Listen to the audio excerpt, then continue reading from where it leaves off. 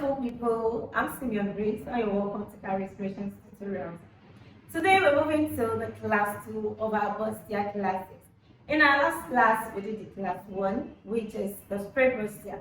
Today we're moving to the straight Bustier with Yoke. In case you missed the last class, you can check it out and you can leave your comment in the comment section. I'll be there to answer all of your questions. If this is your first time on this channel, you need to hit the subscribe button. You also need to turn on your notification bell so you get notified each time I upload a new video. So quickly, let's move to the content. Welcome back. So not to waste our time, we already drafted out our straight bustier, which we did in the first class. So in case you missed that, kindly watch how to make a straight bustier. So today we are moving to the yoke part. First, we're going to be subtracting. You can subtract 6, 7, 8, 5, depending on your choice. I'm going with 6.5 inches. So I'll just cut it out like so. And the next thing we're going to be doing is to work on the middle piece. Place it on the pattern just the way it is. Now, because we have cut out a particular part of our pattern, we're going to come in by 0.5 inches. 0.5. Then we'll connect it back to the nipple point just like this. Then we're going to cut. After this has been done, the next thing to do is place your pattern on your fabric to cut.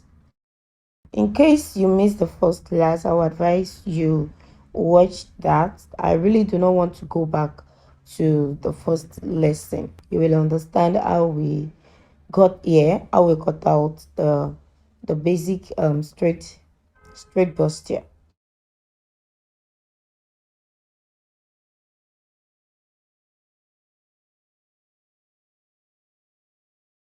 So this is me taking out my full length. So just measure out your full length because my pattern really was not enough to contain the length that I desire. The next thing is placing the center piece to cut. The next thing after this is the yoke. Now remember we subtracted 6.5 inches, and if you look at the center piece of this bustier, you realize that the center piece is a bit deeper than the other sides. That center point is my neckline, so the depth is 8.5. So here is my yoke, and the length now is 9 inches. 9 inches because my neckline on the center piece of my straight pattern is 8 inches. This is my neck depth, which is 4 inches, and the neck width 3 inches. So I'm just going to cut it out. Note that my neck is folded into two, and I folded using my shoulder measurement divided by 2, and I added extra 1 inch. That is my shoulder 15 divided by 2 is 7.5 plus 1 is 8.5 inches. So I folded 8.5 inches. Here is my 1 inch shoulder slant. And then the next thing I want to do is place my center piece.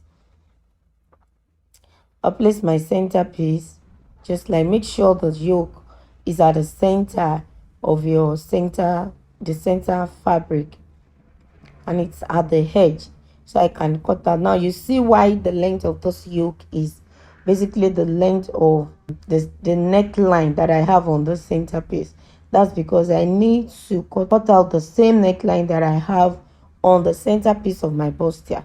I need to cut it out, or I need to shape it out on the yoke pattern. In case you want to give it or create a design, you can go ahead. You can use your lace fabric to create a design on your yoke, just like what we have in this picture. So you can go ahead and create your design.